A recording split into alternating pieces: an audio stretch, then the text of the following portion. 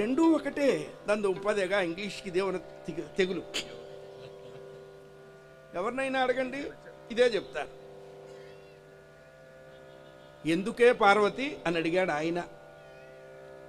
ఎదురుగా మనం ఉన్నప్పటికీ గృహస్థాశ్రమ ధర్మానికి సంప్రదించవలసినటువంటి మాట కాబట్టి వాళ్ళిద్దరూ దూరంగా వెళ్ళి మాట్లాడుకుంటున్నారు. మీరు ఉన్నారు ఎందుకు, మేనత్త కొడుకు మొగుడేనా అందా. ఇగో ఉరుకా అంటున్నాడు ఆయన.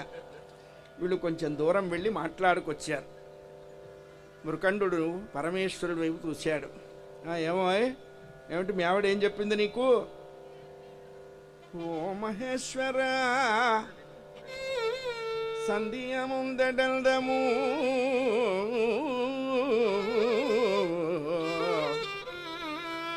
అయిన కానిండు గుణహీనుడై చిరాయువైన పుత్రుని కల్లా.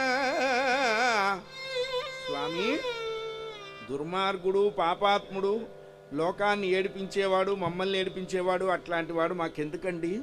కులములోన ఒక్క గుణవంతుడుండిన కులము వెలయువా అని గుణము చేత. చూడండి, సెంటు కొట్టులోకి మనం వెళ్ళి ఏమీ కొనక్కర్లా. సెంటు దుకాణంలో కాసేపు నించొని వస్తే 3-4 రోజులు ఆ వాసన ఇంట్లో ఉంటుంది.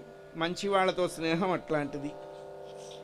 అట్లాగే మనకి ఇష్టం ఉన్నా లేకపోయినా ఎండు చేపలు ఎండేసిన చోటుకెడితే ఆ ఎండు చేపల కంపు 7 రోజులు ఉంటుంది. ఎక్కడిది? నువ్వు వెళ్ళేటువంటి ఏరియాని బట్టి నీ గుణము నిర్ధారింపబడి ఉంటుంది. సెంటు కొట్టుకెడతావా ఎండు చేపలు కొట్టుకెడతావా తెలుసుకోవాల్సింది నువ్వే. ఎప్పుడూ సజ్జనులని ఎందుకు ఆశ్రయించాలి, మంచి వాళ్ళతో ఎందుకు స్నేహం చెయ్యాలి అంటే, ఎప్పుడైనా పొరపాటుగా అడుగు తప్పు వేస్తామేమో వెయ్యకుండా వాళ్ళు మనల్ని కాపాడుతూ ఉంటారు. ట్రాక్ ఎప్పుడు కూడా బ్రాడ్ గేజ్లోనే బండి నడుస్తూ ఉంటుంది. ఆ పిల్లాడు మాకు వద్దండి, ఆ దుర్మార్గుడు. అట్లాంటి వాళ్ళు పుట్టడం కంటే అసలు పిల్లలు లేకపోవటం ఉత్తమం. ఆ రెండో వాడు 16 ఏళ్ల వాడన్నారు కదా, వాణ్ణే మాకు ఇవ్వండి అన్నాడు. ఆవిడతో మాట్లాడుతున్నది.